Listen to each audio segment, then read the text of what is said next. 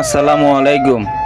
দয়া করে কেউ এই ভিডিওটা ধাক্কা দিবেন না, প্লিজ আমার কথাগুলি একটু শুনবেন। আমি আজকা বগুড়া আসলাম, আমি থাকি হলো ঢাকা।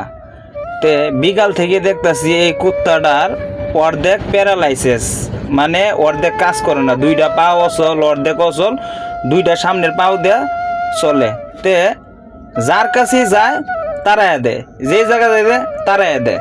সন্ধ্যার থেকে মানে আমার খুব মনে ভিত্তি একটা কষ্ট লেগে গেল যে মানুষ যদি এরকম হইতো তাহলে কি ফালাই দিত? কেউ ফালাই দিত না। আজকে এই কুত্তাটার অর্ধেক অচল হয়ে গেছে দেখিয়া কেউ তার দাম দিতেছে না।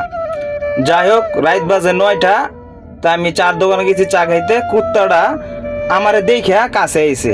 আমি 3টা প্রথমে একটা রুটি খাওয়াইছি সিরা, আরেকটা খাওয়াইছি, তারপরে দেওয়ার খিদা কত, তারপর আরেকটা খাওয়াইছি, 3টা রুটি আমি নিজে ওই জায়গায় বইসা ওরে খাওয়াইলাম।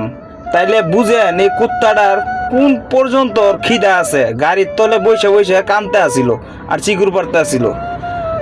সবাই দয়া করে অসহায় প্রাণীর দিকে একটু খেয়াল রাখবেন, খালি মানুষের দিকে খেয়াল রাখলে হবে না। সবাইকে অসংখ্য ধন্যবাদ। যাই হোক, ইনশাল্লাহ আবার সকালবেলা আমি এই কুত্তাটারে আবার খাওয়ামো। আল্লাহ জানি আমারে বাঁচায় রাখে, ইনশাল্লাহ।